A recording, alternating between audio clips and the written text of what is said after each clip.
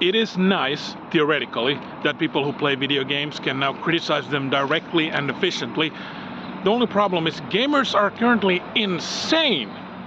At least the ones who do review bombing campaigns and who get all the press. Because basically, if a game comes out and it has female characters who do not have the physique and attire of a Victoria's Secret model with 3 times the size of breasts, then they just go mental. They say that this is woke and the game is ruined. Like, in Finnish, we have this term called kiilusilmäinen runkkari, which basically means glint-eyed masturbator.